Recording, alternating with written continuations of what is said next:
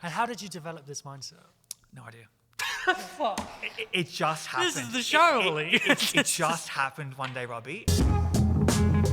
Creative Mindset by Robbie Mars. Oh, welcome back to another episode of the Creative Mindset podcast. Finally back after 2 years. Come on now.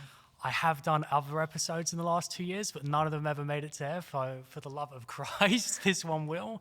My guest today is an award-winning filmmaker, Oliver Johnson, who has currently got 2 scripts in development right now and is slated to direct later this year. Ollie, thank you for joining me. Thank you for having me, broski. It's so cool to be here. I know, we're back. We're back at the PS Art Space. Shout out the PS Art Space. We're back back at the PS Art Space. Shout out PS Art Space. Where we made our film Criminal Helpline last year. Yeah, man. I'll start with a Criminal Helpline question. Yeah, go So for I'm going to talk a bit about Criminal Helpline, a little bit of Escapades. Yeah. But then after that, I just want to focus on you, as I'm very fortunate that you're one of my best friends and you're also the best screenwriter I know. And I need help. I need help. Appreciate it, I need Robbie. help with screenwriting right now. Writing the feature, I need some help. So thanks, man. we'll start with Helpline. Yeah. What was the most challenging thing about working on Helpline? Finding a location. That was the ultimate thing. Yeah. Because the first time I read the screenplay for it and made up my mind that part of the project as producer, I knew that, okay, what is this warehouse going to be? At first, that was kind of in my head, like finding a warehouse. But I knew from you that you wanted to film in Frio. And then it was by just Googling places online. And like I think I Googled spaces to film in Fremantle. And this place came up. So as you watched, we're at the PS Art Space in Fremantle, and it's a gallery, but it's used so beautifully. So we had a day where we just drove around Freo, going to places and locations, and just kind of rocking up, being like, "Hey, we're filmmakers. Help. We want to, help us. Please. We want to film here. Can this happen? Here's our budget, And so this place was our first spot on that day, but the owner wasn't here, but I got his contact. And then on a separate day, I came back solo because you're at work. Got to be in the space, filmed it, met the owner, who's lovely. And on that day, all I was thinking was, please say yes, Robbie. Please say yes. Because I was just like, this place is so perfect. Yeah. And also going back to the question of hardest thing, I knew I wanted a place where everything's kind of here. Bathroom is close by. It's indoors. There's a servo close by. There's cafes close by. It's not a situation where we're filming in the middle of nowhere for our first big production. So it ticked all the boxes off. What advice would you give to someone then if someone was struggling with finding or locking in a location for a film? What advice could you give them? I would say get creative and think about alternatives to the vision being able to evolve. Also, that was a really great thing about working with you is that I know that your original location in mind for this was very different to this. And being on site, a part of me was like, this looks so cool. Logistically, I was like, how are we going to pull this off? But also, it just wasn't available. And so being able to reframe and go, well, what if we found an art gallery? Because reading your script and picturing it being shot at an art gallery doesn't quite make sense on the page. But investigating, researching, doing the scouting, and then actually coming to this place and going, well, maybe this could happen. Because if somebody's like, no, it has to be in this spot, it has to be here, that's a lot of pressure. Especially if for they say somebody. no. Well, yeah, saying no, but also if you're like how we were, and that is first true production outside of our degrees, be kind to yourself and just get as cozy as possible. That's my 2 cents on it. Yeah, remember that time we went to a place and it was, we won't say what place it was, but it was literally perfect. Do you remember that place that we And we were looking around and we were like, oh my goodness, we can shoot this scene over here, this scene over here, this is amazing. We found the reception desk. It was like a zombie land. Do you remember? It was a ghost town. There was no one It was there. great. Yeah, it was great. And we found the receptionist and we were like, can we film on these dates? And they said, yeah, we got these dates free. We're like, let's go. And then they were like, it'll be $8,000. And we were like, for one day, Robbie. for one day. day. For one day, $8,000. And Yeah. it wasn't being used. It was like, you're going to make $0,000. Yeah, in that know what I scenario, mean? I would say baby steps. Absolutely baby steps, being kind to yourself. And again, like that location, who knows, could happen in 5 to 10 years when we have I filmed there. more. I filmed there afterwards. See? Yeah. Exactly. Like I think just being able to evolve the vision and being able to shoot in ways where you're just taking care of yourself. And also my hot take on filmmaking in Australia, we are not people where we believe in a means to an end. If you put your crew and your colleagues through strife, even if the film turns out amazing, we're not going to give a shit. Australians don't give a shit. Like, we want to feel safe. We want to have the shoulders down. But also, something that you told me that has always stayed with me is first time that I met Robbie, I was asking him what is the biggest culture change from Britain to Australia. And he told me that British people talk rude to your face, Aussies talk rude to your back. Yeah. And it's so true. I can't tell you the amount of, I mean, forget about filmmaking, just workplaces I've been a part of where they will never tell you to your face what they're actually thinking and what's going on if it's negative. And so it's being able to make it a process of a project as swift and comfortable and just accessible as possible, just to begin your career, the first 2 years at least, I think is a great way to go. No, I couldn't agree more, bro. Like, even just like the crew in general that we got for this film, we prioritized, like, obviously they're excellent at what their role is, but also just a calm person. Just a good vibe, just a good time on set, you know? Even though we were able to pay them, it wasn't anything sufficient or industry standard. Yeah. And I'm very aware that, like, we are asking people to volunteer their time here. And filmmaking is a job where you're going to be spending a lot of hours away from family or loved ones, or even just your own time, just being alone. And so it's like, when there's the reality of that combined with the fact that no one's being properly paid, just make it as cozy as possible, because then it makes life that little bit more easier. Now that Helpline's done, and that's in the can, and we've submitted it to festivals already, and it's going pretty good so far. What is the plan for Escapade Films the rest of the year? Like, I know I mentioned in the intro you already have some work in development, but what would be your ideal goal for March 2027, next year, 2027? March 2027, what do you want to have accomplished with Escapades? By March next year, I would love to have 3 short films that have completed each stage of the production process. So currently right now, I've got 2 where I'm attached as producer, and then 1 where I'll be directing as well as writing. Last year, I spent a lot of my time on film sets because I wanted to meet more people and also break myself in, become a better filmmaker, become a better colleague on set, and just through experiences. And I'm fortunate enough to be in a spot where a lot of these roles were given to me because people through word of mouth heard about me and reached out, or they had somebody pull out and go, oh, well, I know someone called Ollie and he can help out here. So I was really blessed to be in that spot.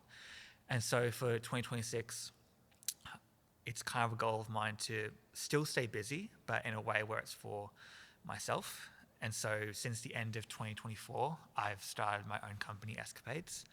And a big part of that was because I really want to own my intellectual property. That was what I wanted to do going into it. Because I had an experience where I realized if I wasn't involved in it from a production standpoint, a business standpoint, somebody had the opportunity to take this project that I was working on and do whatever they wanted with it.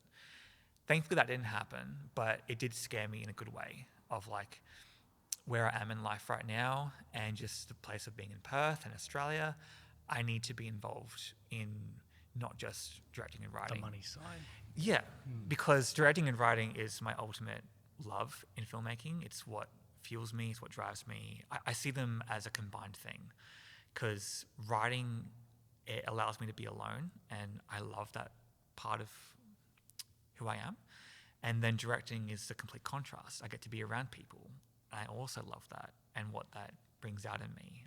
I love the duality of both of those roles. It was just a perfect alignment where I became your friend, I met you, worked with you, and then reading that script, I was like, I can do this. Like, I know how to produce this. This is something so safe. It's not in the wilderness. It's not got a lot of layers or changing locations. It's kind of like, I can pull this off. At the time, yes. And so at the time, I was like, I can either keep on banging my head against a wall, waiting to be inspired, or just stay busy in a different way. And I didn't know it at the time that I was doing this, but in retrospect, I can see that it was just amazing boot camp for going forward. And even right now with 2026, with these 3 short films, one I'll be directing, the other 2 I'm producing, it's all, I guess, just boot camp to level up and understand more and more about what this industry requires of people, why people succeed and why they don't. An element to it, obviously, is just dumb luck. It's being in the right place at the right time. And a saying that I heard Anthony Mackie give recently was, and it only occurred to him recently, is that success isn't earned, it's given. Somebody can work for 4 decades in industry and then achieve success. And it's not because what they were doing was wrong or they weren't working hard. It's just because on one day, someone saw them and said, you. And so on the day that happens, you're in a position where you know what you want because you know yourself. And it's easier to navigate difficult situations. With you and these 2 other filmmakers that I'm working with, it's that same principle of, yes, the screenplay appeals to me. Yes, I see it being achievable. Also, a key thing as well is that when I read your script, a thing that I realized that I'm now using on these 2 other projects is this is a film I don't want to direct. It's a film I want to watch. And my 2 cents is that's cool. A really good attitude to have as a producer or anyone on a film set who's a HOD. I don't like encountering attitudes from anyone on set where they are secretly trying to direct the film. And you have a convo with them and you go, I think you want to direct this, but you're not the director. That person is. And you have to respect that. And so from that script, I really enjoyed that feeling of like, this doesn't align with me from my directing standpoint. However, I really want to watch this. Like, this is my humor. I want to see this movie. I want to see this story. And with these 2 projects right now, that same feeling of like, I'm not the one to direct this, but I am the one who wants to watch it. And I know what can happen to bring it to life in that way.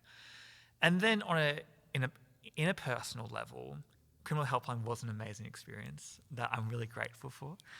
And I've had a lot of time to reflect on that. Like, why this? Because it's not my first film. It's not the first thing I've tried to produce or make myself outside of school. So I'm like, why this? And something that occurred to me a few months ago is when I first met you as a colleague. I didn't meet you as a stranger. I didn't meet you as a friend. We didn't know each other yet. But the first time we interacted was just working together. Yeah, on My Rock. On My Rock. Shout out Dom. Shout out Dom Lonzo. But also, we're working in roles where it's not the top of the mountain. Those roles we had on My Rock, they're not what fuels us. And so on that shoot, I got to see you as a colleague in a way where I was like, oh damn, this guy's such a team player. This guy is really giving his all. And in moments of stress or high pressure, he's so lovely. It's so easy. Thanks, it's so easy to talk to him. It's so easy to be around him. There's zero ego in like, well, who the fuck are you? And people have talked to me like that, both in film and just in other workplaces. There's that attitude of like, well, if you don't have one attached to your name, get the hell away from me. I'm really applying that to everything I do.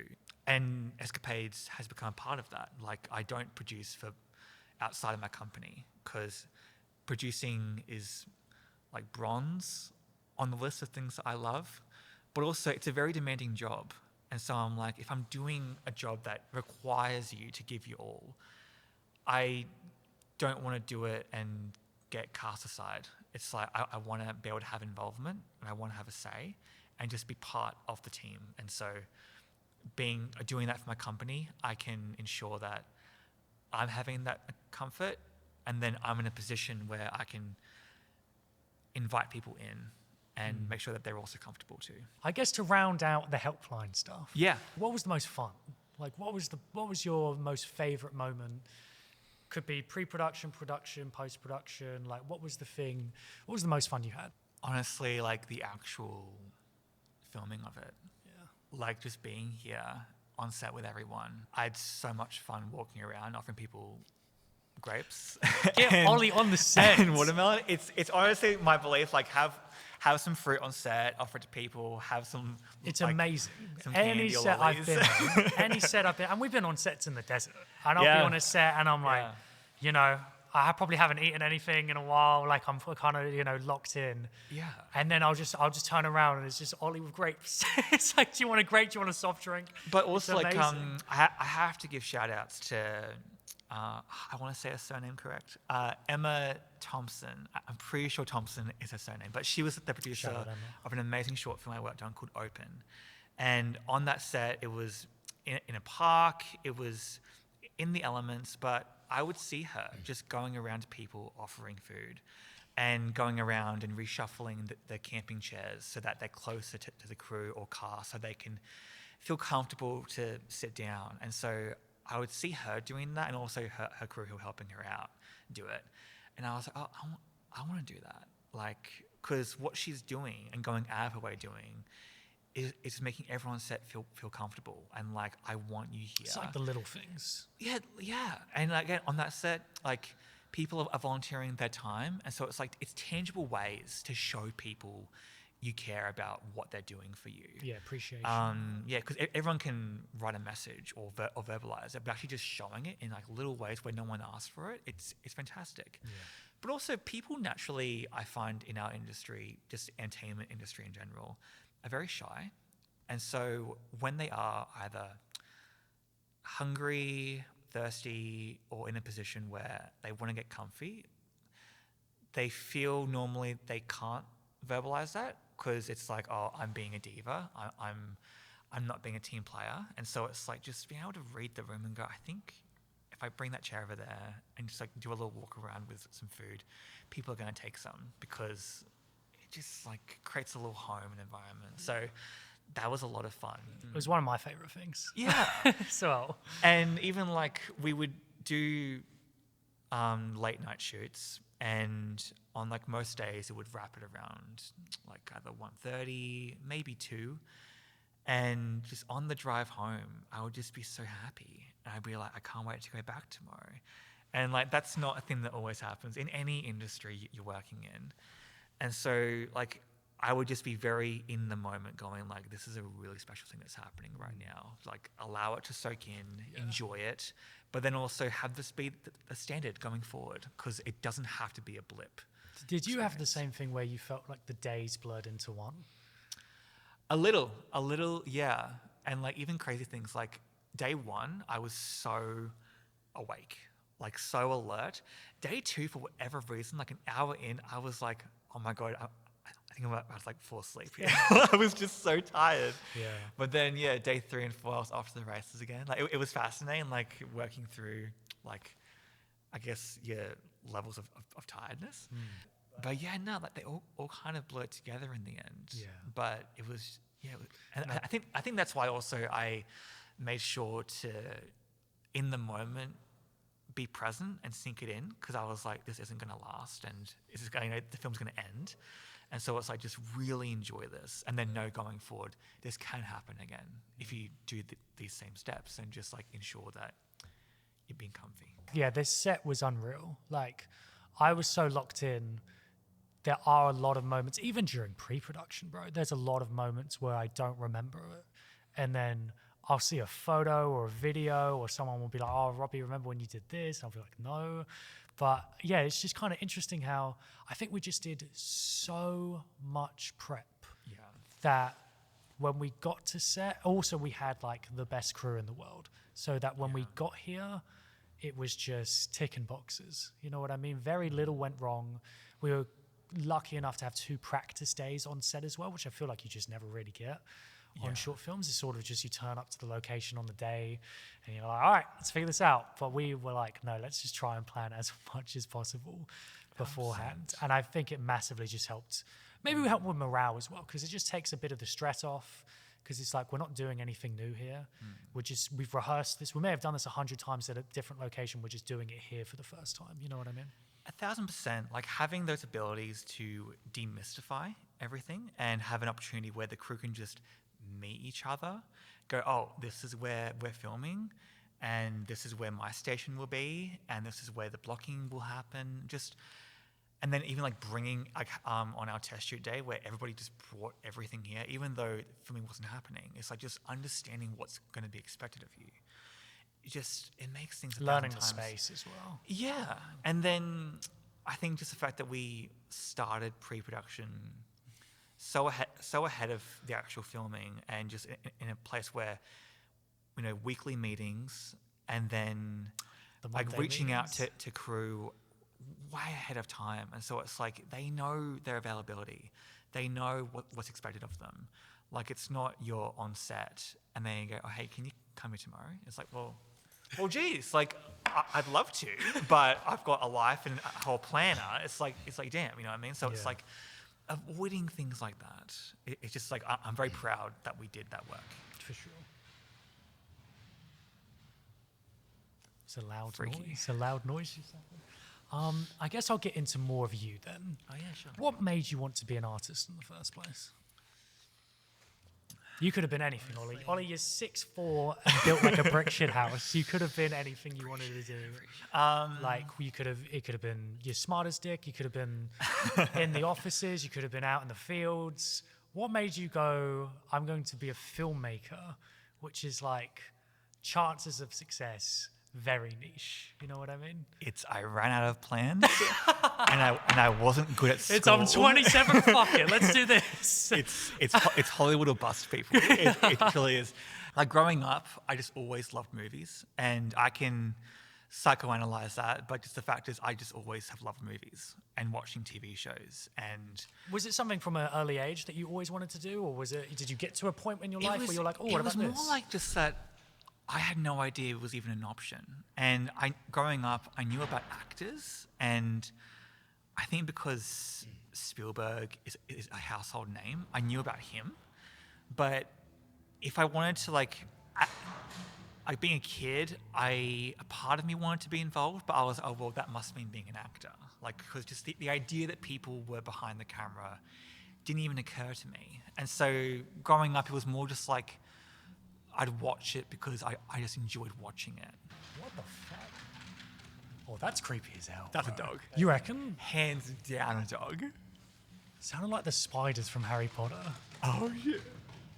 I don't know if the mic could. That is crazy as hell. But one of the challenges that this podcast will face going forward is that we will be filming at locations instead of a studio. So we'll be filming at locations. We'll try and film at locations that actually have some kind of meaning to the person I'm interviewing. Guerrilla style filmmaking, people. This is why we do this. This is why we do it. This is going to be something that happens. There's going to be dogs dancing on the ceiling like Lionel Richie at some places, but we're just going to have to make do. But yeah, so a lot of it was just watching because I enjoyed watching. But then, like, being transparent, like in year 6, I had a friend who was really into creative writing. And one day she came to school and told me that she had started writing a novel. And that really blew me away. I was like, oh my God, that sounds so cool. Like amazing. And like both of us were huge Harry Potter fans. And so like we would just spend like hours during lunch and recess just like talking about the story of Harry Potter and like what, again, like it was all from a fan perspective, but in retrospect, I'm like, oh, we were kind of like studying it. We were like breaking it down and looking at story and structure. And so when she told me that she was writing a novel, I was super impressed. And like, I still remember the novel, it was about a high school shooting, and the main character was 18, and her ex-boyfriend was he was the shooter, and it was like a court drama. And basically, we know as the reader that she was not involved in the shooting, but she knew about it and chose to do nothing to stop it. And so like it was a really juicy drama, and I was like, oh my God. And so like we went to like Catholic primary school, and so Shout out. and so we would just like be in line to go to church. And if anyone who hasn't been to church growing up in school, it takes forever to get into a church. And so we would just spend like half an hour in this line waiting to go into church. Talk about school shootings Just on the way to church. I mean, right, it was insane. It was totally insane. But it was all from a place of like, oh, like maybe there's this character and this person and like just all these things, and like just every week during like lunch. Oh, you're talking about this going to church out of school. Right, for real. The priest must have been nervous. I'm not They kidding. were like, yo. I'm not kidding. We gotta And, do like, confirmation with these two first. We gotta get this out of the way. And then just one day off the cuff, she just told me, why don't you start writing as well? And that just blew my mind. It just never occurred to me. It never occurred to me to do it. And from that day, I've been writing. What an insane origin story, bro. It's so random. It's so crazy. But like the idea of writing just never occurred to me because, being transparent, I'm not a big reader. And growing up, I wasn't. And Harry Potter was my true introduction to reading properly. And so at the time, hearing writing, but also like figuring out, I enjoy telling stories and making up stories. I kind of saw it as, that must mean I want to be a novelist. And so for a good 2 years, maybe 3 years, I was a bit lost because I was like, okay, I enjoy writing. I enjoy creating stories, creating characters, creating scenarios. And in those 3 years, I did write a book, but I was like something's off. Like, I'm not really enjoying this, but it's weird because I do enjoy this. Like, I couldn't figure out what it was. And then when I was 14, my family and I moved to Vietnam. And while over there, shout out Vietnam. And while and while over there, I just found myself like, I always watch movies, but this was like me watching movies after having a Red Bull. Like, I would just constantly watch movies all the time. And I started researching, okay, what's the top 100 movies of all time? And I would just watch them and I would go, do I agree? Do I not agree? In the midst of all of this, I discovered a director called Sofia Coppola. And I heard about this movie she made called Lost in Translation. And just like hearing about it fascinated me. And I watched that movie amongst all these other movies. And that was the moment where I was like, oh, I want to be a filmmaker. Watching that movie and like the ending of that movie, it just clicked to me. I was like, this is it. Like, this is what I want to do. Because again, growing up, I had no idea that people creatively behind the works existed. And actually no, that's all bullshit. So the actual introduction... We got him. Sorry. Okay, brain blast. So what happened was right before going to Vietnam, Django Unchained came out. And I remember to promote it, Quentin Tarantino went on Graham Norton. And I was in like a different spot in the house, and my mum like called me out. She was like, Ollie, come here. And she was like, this guy on TV, his name's Quentin Tarantino. And back when your dad and I were in our 30s, he made a movie called Pulp Fiction. And so on the interview, he was doing that dance that that John Travolta and Uma Thurman do in the movie. And then kind of like back in those days, that twist, like the Jack Robbins, twist. And back in those days, I'm sure it still happens, but definitely back in those days, if a film was coming out and either it was part of a franchise or like an actor was involved in it, they would show movies done by these same people in the build up to it to kind of like help promote it and get excited about it. And I think either that night or a week later, I can't remember what, but they were showing Pulp Fiction and Jackie Brown. And my mum told me, you should watch Pulp Fiction. And so a week later, I watched it and I was like, oh, this is cool. Like, cool movie, haven't seen anything like this. But then right after, I know at the time, they showed Jackie Brown. And Jackie Brown is the movie that Tarantino made after Pulp Fiction. And it's still my favorite of his. And just watching that, again, blew me away because I was like, oh, he's a screenwriter. And just like seeing how also a director made these two movies that, in my opinion, are very different types of movies. Like that was the first domino that kind of got knocked down of like, oh, like this is a possibility. So then I think that was the trigger to me, like investigating movies and like watching them a lot. But then it was Lost in Translation by Sofia Coppola. That was the movie that made me go, oh, I want to do this. Like this isn't a hobby anymore. Like I really want to do this. How were you perceived when you came out and was like, I want to be a filmmaker? It was funny because my parents were never opposed to me being a filmmaker. It was more the types of movies that I wanted to make and like where the inspiration was coming from. And what I mean by that is... Yeah, you got to elaborate on that one. So what I mean by that is I'm really inspired by independent cinema and art house and filmmakers where you can see a certain style to them. And also a year after watching a lot of Sofia Coppola's films, I started watching David Lynch's movies, and through that I was like, and to this day he's my favorite filmmaker. I'm in awe of the worlds he creates and the story he creates, but also just his career path and what that looked like and how it was a very intentional career path, and it was one where he was still able to financially take care of himself while making what he wanted to make. And so when I told my parents that I wanted to be a filmmaker, I told them by the time I realized that David Lynch was my favorite filmmaker. And when I told them, they were like, oh my God, like what movies do you want to make? And I told them, oh, I want to make movies like David Lynch. And they went, oh my fucking God. Like, and like for years we had arguments about it because they were like, they were their own mini Hollywood of like, where's the money? Like, where's the audience? Where's the box office? Like, how is this a career path? And to this day, my mum especially wants me to like direct Transformers and like make movies For sure. like that. And like, hey, free. First two I love, you know what I mean?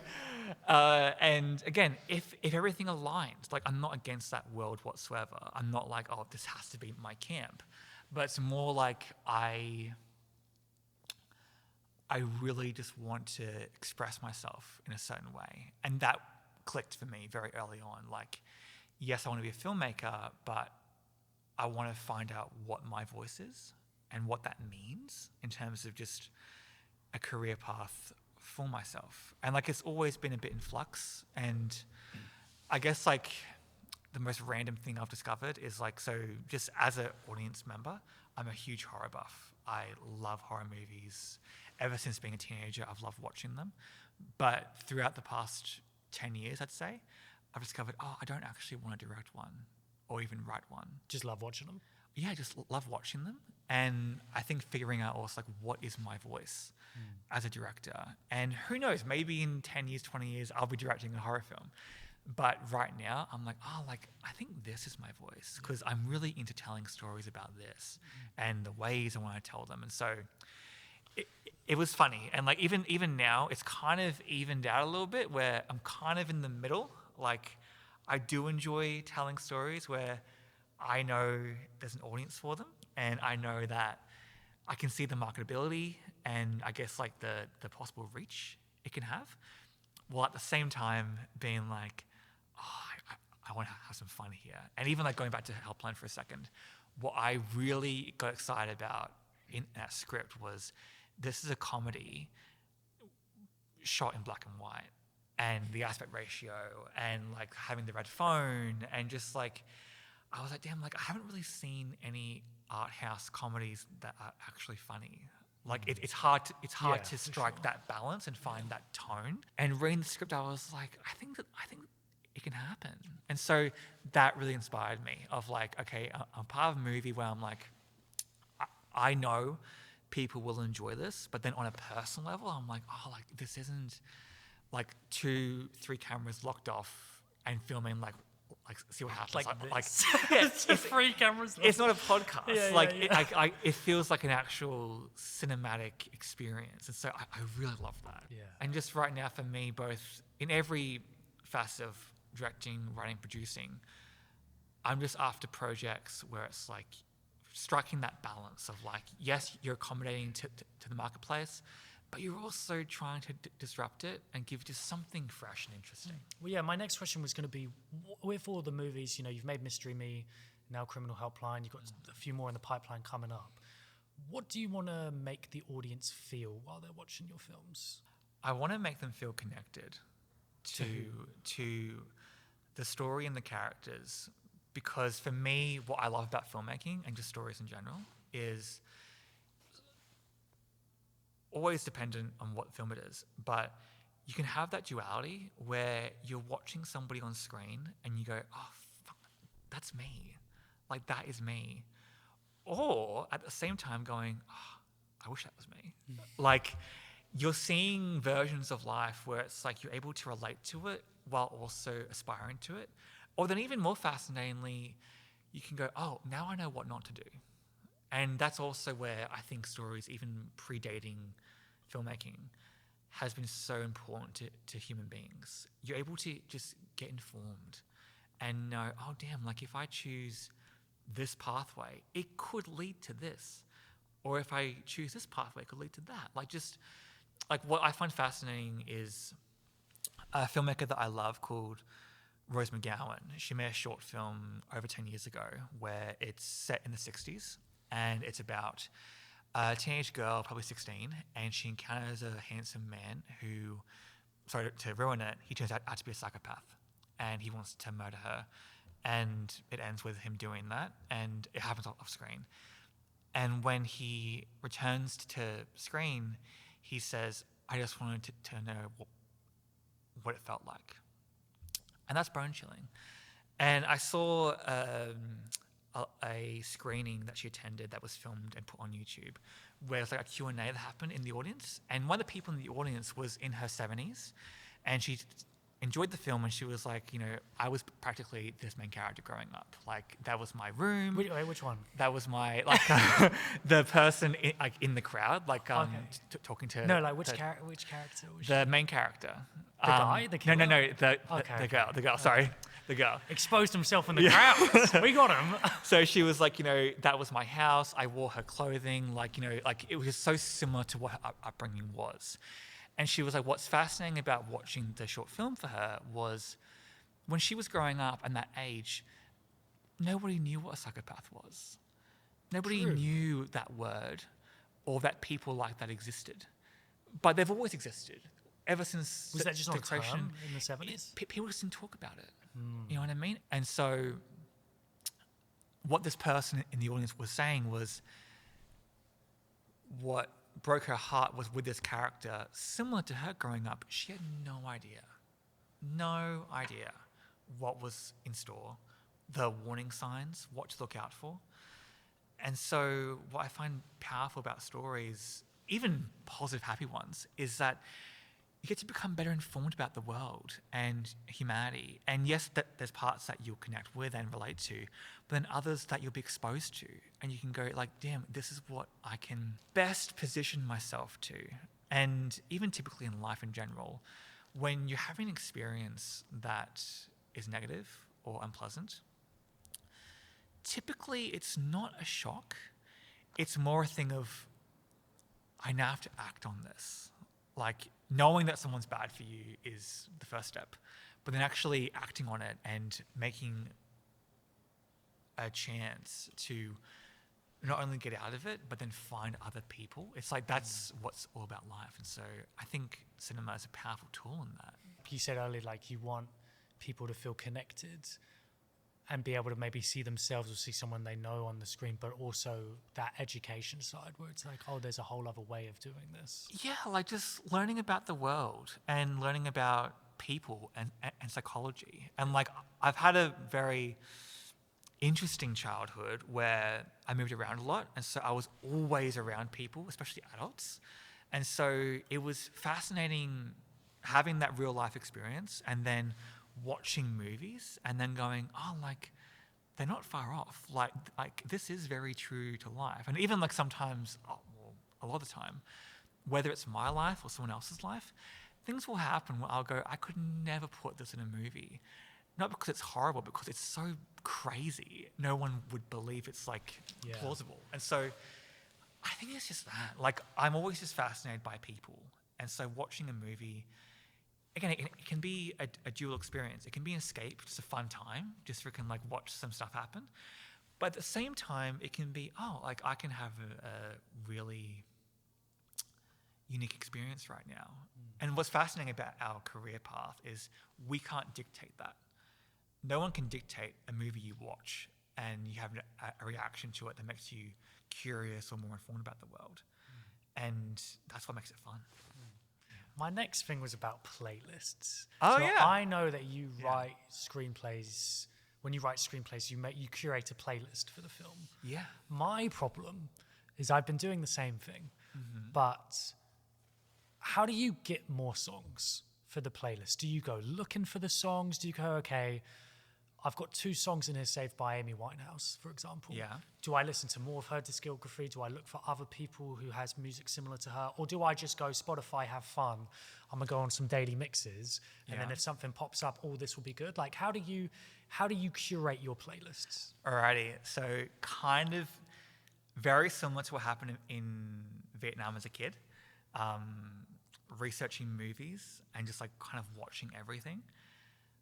The year before COVID and the year, like the first 2 years of COVID, same thing happened with music. Because from 20 to 23, I fell out of filmmaking.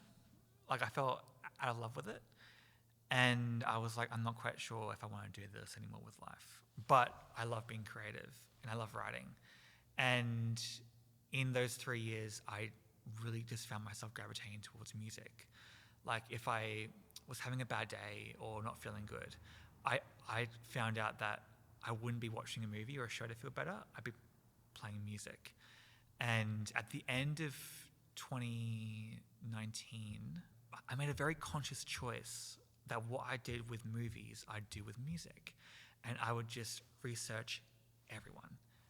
Like anyone you can think of, I would just research them. And I'd watch interviews and just play their music and like go through all their albums, or like, I'd look up who are regarded as the 5 best hip hop artists. And I would play all of them and go, who do I think is my favorite? Like, just even things like that, because I was just curious about it all. And even how, almost like in movies, like one director is inspired by someone who worked with someone, who knew someone, who met someone. The world of music is very similar, where everyone's kind of connected to each other. And so it was kind of through that and just looking at credits. And so with music, I'd go, oh, well, this artist worked with this producer, who worked with this artist, who was on this label, who at one point was working with this person. So it was like kind of like a massive spider web. And so, long story short, I have a big collection of music. So when you're curating your playlists, it's music you already know? A lot of it, yeah. Interesting. Or like, I'm very, very similar to film. I'm very tuned in to what's happening in the world in terms of output. And so I'm constantly curious about artists up and coming, but it's just artists from the past, like from the 30s and 40s and 60s, where it's just like how they have influenced people, even just like in certain singing styles. So yeah, and then just, I don't know, like the way I approach playlists for movies is it always starts with the tone and the mood, and music can help access certain memories. Shout out Daft Punk, where you can go, oh, like I saw this in that movie and this and that movie, and it made me feel this way. And this song kind of ties into that feeling, so I'm going to put it here, like almost like a vision board. A playlist can be that. When writing, and you say you're writing one scene, which is let's say you're writing a scene where people are having a date at a bakery, and then you're writing another scene where there's someone on the back of a dragon invading a kingdom. very different emotions going in there. Do you go to different locations while writing to trigger different creative responses? No. And I really wish I did. Like, I wish there was more of a method to it, but it's really just if I'm feeling it, I'm feeling it. And I've tried so many different things. I've tried cafes, I've tried public areas, I've tried office space at home, bedroom. You can't really predict it. Like, either I'm in the mood to write in the moment or not, and that's what's tricky sometimes, because like I'll wake up one day and I'm like, oh, I want to write today, and then even like last year I found myself sometimes like starting a method. Like, I would get on the train, come to Frio, go to Dome Cafe and write, but then I eventually stopped doing that because I would do all those steps. I'd get on the train, go to Dome, put up the computer to write, and nothing would happen. Yeah. Or I would write, but I'm like, I hate this. So yeah, I wish there was more of a control in me doing stuff to produce A, B, and C, but it's kind of just like, if it hits, it hits. Where do you write? Like, where do you normally write? Like, you mentioned cafes and stuff. Is there a place where you do most of your writing? Right now, it's mainly at home. Like, there's a desk at home, but also my bed, and I know it's bad to write in your bed. Like, a screenwriter told me that once, but I'm just like, if it happens, it happens. Like, or the couch. But it's home, like somewhere where you're comfortable. Usually, yeah. I guess because I tried last year going to places, and I'm still down to do that, actually. It's kind of just what the moment feels like. Yeah. And with the screenplays, do you plan out an entire story, like beat points A to Z? Or do you just go, I'm just going to write this and figure it out as I go along? It helps to plan it out, I find. For me personally, if I know the ending, I'm confident to begin the quest. Like, because it gives me a destination. And like, my approach to being in charge of a creative vision, if that's either directing or writing, is almost like driving, where like if I'm behind the wheel having to drive to, I don't know, a film set, I have that location. What I don't have in my head is the ways to get there. But personally for me, I don't really care. Like, I'm chill to be behind the wheel of a car, driving, and just like either figuring it out or maps telling me, okay, now make this right and now left, because I know my end destination. And I know people who like get in the car and go like, let's figure it out. And I'm like, I can't do that. Like that's not me. And it's so similar to writing. I cannot begin writing if I don't know the final beat, if I don't know the final scene, or even just like having an idea going into it. Like, it might evolve, but yeah. But you need to have some sort of framework. It just makes me feel like there's some safety net. Yeah, no, for sure. Yeah. One thing that I can struggle with sometimes when you're writing quite emotional scenes, let's say you're up at night, you're in your feels, you know what I mean? And you're writing could be a breakup scene, whatever, death scene. And you're in that and you're feeling it in the moment, you're writing, it's flowing, it's going great. The next day, you need to get back into that zone where you're writing that scene. How do you carry those emotions that you had the day before? Because a lot of the times when you're writing to the emotions you're feeling. How do you carry that so it stays true within the context of it's a whole different day now that you're writing? I make sure that there's something planned in the day where I have to get out of the house and go for a walk. I find walking and just physical exercise is really healthy to get perspective, because something that I find overwhelming about being a writer is it's cerebral. A lot of it is in your head. A lot of it is you pulling from experiences. And having something tangible to do, even if it's something like going to get groceries, it's something physical, it's something tangible where you're not being asked to be in your head, you're being asked to kind of just be present in the world. And in a way also where you can be alone but also around people. Like, I also love going to the gym, and me personally, like having ideas and finding ideas and just like being given ideas happened to me a lot, either while working out, while in the shower, or while buying groceries. It's like those three things I always find, like I'll pull out the notes app, or if in the shower, like I'll hop out the shower like, and write down the idea. And what I find fascinating about that is there are so many singers and just like producers I know who have written songs or gotten ideas for songs in the shower. Like even that song Easy on Me by Adele, she wrote that in the shower. That stuff fascinates me. And so in moments like that where emotions can be quite difficult or scenes can be quite demanding, I'll always plan something to kite up and break it up. But also, it's kind of going back to why I choose not to make horror films, is that the first 20 years of my life, a lot of stuff went down.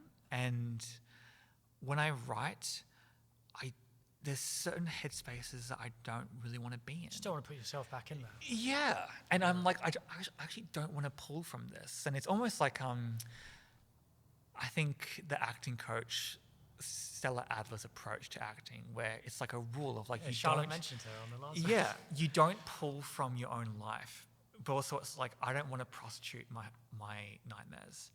Like for me as a writer, I'm always fascinated by that thing beyond the trauma, the thing where you create a happy life for yourself. And so, yeah, like just being in the headspace isn't an interest of mine. But then if you're writing a difficult scene or a tough scene, or even just a scene where it just requires you to be focused, I'll always cut it up with like going for a walk or doing something physical. In scenarios where you need to have you have deadlines, or you need to get to a certain page number by a certain point. Do you have any rituals or habits that you have to get you out of writer's block? Or like you just said, going for a walk, for example, could be a good one. But let's say you are at a point where, I had it literally, the thing that helped me last night was talking to, my girlfriend Caitlin and my roommate Vic about it. Yeah. Because I was just stuck on a problem for like 3 days about characters' motivation. I was like, I just can't think why these clowns are doing this. But do you ever have any writer's block and you figured out ways to get through it? Yeah, I think it's having an honest conversation with yourself about why do you want to tell this story?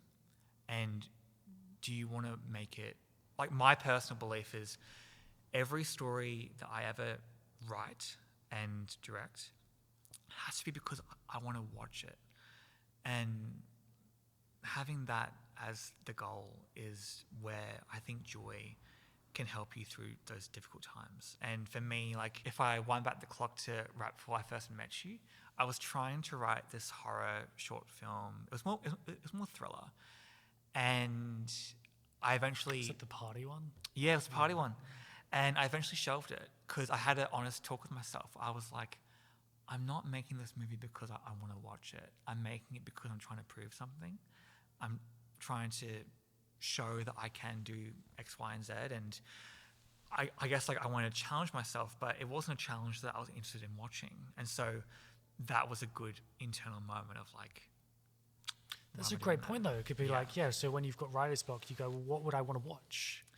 And then write what you'd want to watch. Yeah. Or like, if you're struggling with a character, don't think of yourself as a writer. Just think about moments where you've watched a movie and gone like, what do you want to see from this person in this moment? And so it's like, if you hate watching a horror movie where a character goes down to a basement, it's like, what the fuck are you doing? And then you're writing a horror film where someone's going down the basement and you're like, why am I struggling with this? It's like, because you don't want to watch that. Yeah. And so it's like, figure out what you do want to see and create that. Like, I find that always helps of like, I'm fascinated with what I haven't seen, or I guess I've lived and I don't really see these things playing out. Like, that just always fascinates me. So a big reason I started this podcast was specifically about the flow states. Mm-hmm. And it was, when you get to that point where you look at the clock and, it's been 5 hours. You know what I mean? You've just been so locked in. Such a great spot to be in. And I was going to ask you, from when you've been in that, have you ever paid attention and looked around and been like, okay, what was the environment, either like mentally or physically, that helped me get into the flow state? Have you ever paid attention to any things that may help you get to the flow state? I find that it's never really about a physical environment. Asterisk though, because if certain people are around you, like they can bring a certain energy where it's like isn't compatible. And so there have been moments where I have left the house or left a certain area because I'm like, I'm getting the vibe here. This isn't the right time to do this. You know what I mean? But more just internally, I'm like, it's almost like the car metaphor. Like, I'm just so cozy right now. I know where I'm driving to. Fuck it.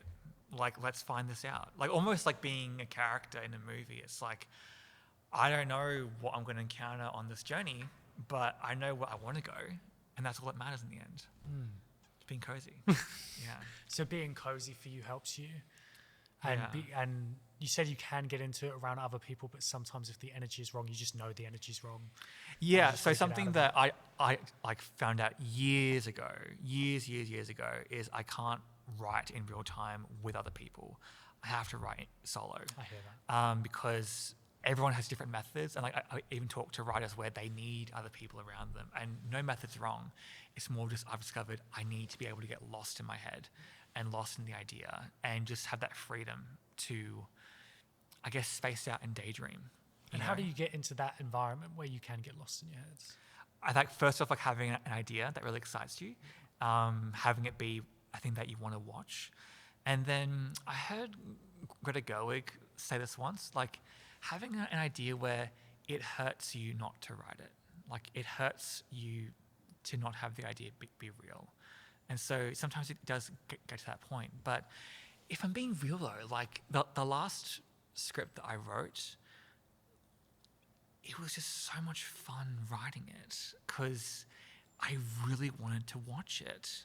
And I guess like the fun thing about being a producer on Helpline, also just now these other ones too, is I am able to kind of look at like what audiences want. And when I get an idea where I'm like, oh my God, it's a perfect marriage of like, I am being creative and like stylistic and like being a bit abstract, but also I'm doing it in a story where people want to see this. And so it just kind of motivates me more of like, I want to share this with people. And what motivates me also to kind of complete the screenplay is the screenplay in filmmaking is the one time anyone is alone with your idea and you can just piss off. Naturally in life, if you talk to somebody about the film you want to make, you're pitching it, you're selling it, you're trying to convince them. But when someone's reading a screenplay, they have to be alone and read it. Like what I find fascinating even in Hollywood is like there's so many stories where actors have been delivered a screenplay in like a briefcase and they've been told by either some assistant or manager, I'm going to be outside in the car for the next 3 hours. You have 3 hours to read the screenplay and make up your mind. You know what I mean? And there's a reason for that. It's like it's the one time you are alone with this idea and can have an honest conversation with yourself. And that convo isn't, is this shit or is this good? It's, do I want to do this? Do I connect with this somehow? And no one can dictate that. When someone reads a script and they turn it down, don't look into it. Don't look into, that they think I'm trash. Just look at it as, it's not compatible. It's not meant to be. And that's fine. It's fine. Ollie, you are without a doubt one of the best people I've ever met in my life at networking. Very flattering. Thank you. Anyone who knows you will say the same thing. What are some tips about networking that you have that you could give to people who aren't as good at networking? I would say I want you to imagine shyness, insecurity, everything in that realm of emotion being a lot of money. And now I want you to picture yourself being broke. What I always tell myself is being shy. Like if I'm ever going to either a set, an environment where I have to be around people or just work and do my job, I always tell myself, I can't afford being shy right now. I can't afford being quiet. That's someone else's luxury. That's someone who can fly Emirates. But it's not me. I am Shout out Emirates. I am Jetstar, and We are EasyJets. This is my reality, and my reality is I can afford confidence. You just can't afford to be not good at it. Yeah, like I just picture it being literal money, and I picture confidence being priced at $2. I picture being proud being $2. I picture being happy being $2. And I picture being shy, like frickin' Whitney Houston's $1 Million Bill. Like I do. And I just tell myself, it's just not an option. It's not a reality. I can't afford that. But when you say you visually see $2 for this, $2 for this, $2, are you saying, so before you leave the house, let's say you're going to a networking event, you just go, doesn't matter if I'm feeling anxiety or all of these things, like I actually can't afford it. And you just go balls to the wall. You're like, I don't care. I'm just going to talk to people. Yeah. Like I'm like, I can't afford it. But also sometimes, if it is a truly bad day, I'll remove myself. So I won't turn up. Because it's better off like in those moments where it's not like a everyday, like normal nerves. It's more like a things aren't going well here nerves. It's better off to just leave, bow out instead of turning up and possibly really making an ass of yourself. Yeah. But like ask yourself in a way of like give in to the anxiety. Yeah. But I mean, like most of the time though, it's just like I can't, like again, like almost like looking at like a really shiny diamond on a top shelf, and I'm like, I can't reach. Like that's Can't like reach. shy. I just can't get that. Yeah, no, like it's not a reality. I can't do it. Like I just have to talk to people. That's crazy cool about the mindset, bro. Like, Yeah. you straight up like it's just not something that I can do. It's almost like going to an airport going, well, do I want to fly Emirates? Do I want to fly? It's like, no, it's not an option. You can't fly that. And how did you develop this mindset? No idea. It just happened. This is the show, Ollie. It just happened one day, Robbie, and I think it might have happened maybe a few months or years. Maybe at 20. Maybe at 20 it happened. I honestly don't know. It just started. And, Well, I'll and take yeah. that with me. Yeah, and like, look, you know, life still happens. And Yeah. there's plenty of moments where I've talked to people and I've been awkward or fumbled or not said the right thing. But it's just kind of like, fuck it. Like that's life. Yeah. You know what I mean? It's like, you're better off just like existing and breathing and just giving it a go than doing nothing. I think we may have to end it there just because the cameras are dying around us. I know I still had like 4 other questions, so maybe do a part 2 Maybe part at two, some yeah. point down the line. Oh, it's off now, yeah. Oh yeah, that Ollie's camera just died. I'll just end it with I was going to say this at WA Maids, but then as soon as we got on the stage, completely went out the window. Okay. My brain, I was so nervous. Let me know. But I was just gonna say, fuck me if I could find it. I was just gonna say the names of everyone involved in the film. Oh, As just like a little thank you. So cute. If I can find it, where did I write this down? Because even that camera's about to die. Oh shit. Oh my goodness. My notion is failing me, Ollie. Criminal Helpline producer. Victory speech. Okay, here we go. So these are the names in the order of the credits that everybody involved in Helpline. Just a big thank you from me and Ollie here. Yes. So Ollie, Marina, Claire, Ewan, Jobim, Aaron, Ricky, Christian, Noad, Rohan, Max, Charlotte, Tess, Flynn, Ethan, Elaine, Renee, Juan, Kate, Juva, Bailey, Lucas, Gemma, James, Daunt, Danny, Jade, Annika, Rose, Ash, Matt, Sam, Christian, Ella, John, Luke, Ian, Vic, Caitlin. Thank you so much. Thank you to the PS Art Space. Thank you to the City of Fremantle for the involvement with Helpline. In terms of the creative mindset, we'll be back again very soon with a few more episodes in the pipeline. We have Ollie is now the podcast liaison. We've got him on board. So I don't know if you want to you can lean forward maybe. Ollie is the podcast liaison, the best in the world editor. Ewan Kirkby is the editor for this. Ewan, good luck with the color changes and the lighting. But yeah, thank you so much for being the first episode back in 2 years, Ollie. So happy to do it. We did it.